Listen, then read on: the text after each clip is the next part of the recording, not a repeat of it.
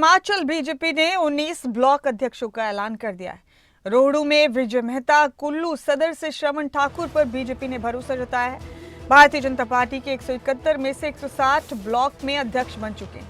अब 11 ब्लॉक अध्यक्षों का ऐलान होना बाकी है। सर्वसम्मति से निर्वाचित किए गए हैं ब्लॉक अध्यक्ष। मेल से श्यामलाल, पंचरुखी से उषा राणा को जिम्मेदारी दी गई है। वहीं आलमपुर से हनुमंत प्रसाद शर्मा, बैजनाथ अपर से सुरेंद्र कपूर को कमान दी गई है। बैजनाथ लोअर से सुरेंद्र राणा, धारकंडी से अशोक वशिष्ठ को जिम्मेदारी दी गई। तो बड़ी खबर दे रहे हैं, अब 11 ब्लॉक के अध्यक्षों का चयन और बाकी है। सर्वसम्मति से बाकी के ब्लॉक्स में अध्यक्ष नियुक्त किए गए। और शिमला से मेरे साथ हमारे ब्यूरो चीफ प्रदीप ठाकुर जुड़ चुके हैं। इस वक्त उनका रुख करेंगे ज्यादा जानकारी के लिए।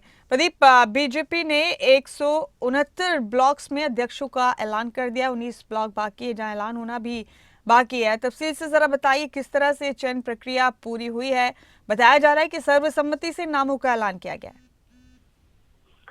बिल्कुल, देखिए, बीजेपी में संगठनात्मक चुनावों की प्रक्रिया इस वक्त चली है और उसमें मंडल स्तर पर भी और जिला स्तर पर भी जो संगठनात्मक नियुक्तियां, वो जिम्मेदारियां बांटी जा रही है और उसी में जो अध्यक्ष की नियुक्तियां की जा रही हैं उनके चुनाव बाकायदा हो रहे हैं। और इसमें 171 बीजेपी के संगठनात्मक मंडल हैं, उनमें से 160 मंडलों में अध्यक्षों की तैनाती हो गई है।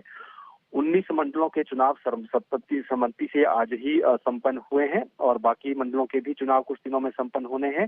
और इस पूरे प्रोसेस को जैसे ही ये पूरी हो जाएगी, उसमें मंडल बनने हैं, उसके साथ साथ जिला अध्यक्ष बनने हैं।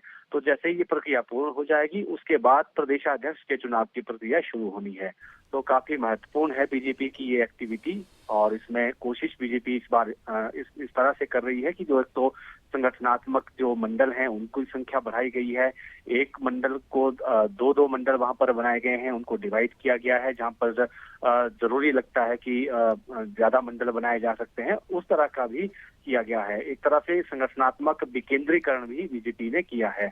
तो अब देखना ये होगा कि इसका फर्क क्या पड़ता है और संगठनात्मक तरीके से बीजेपी कितना और मजबूत बनती है और इनके नतीजे आने वाले समय में क्या रहते हैं, ये देखने वाली बात होगी। लेकिन संगठनात्मक चुनाव की प्रक्रिया भी चल रही है। शुक्रिया आपका प्रदीप, इस जानकारी के लिए बेहद शुक्रिया।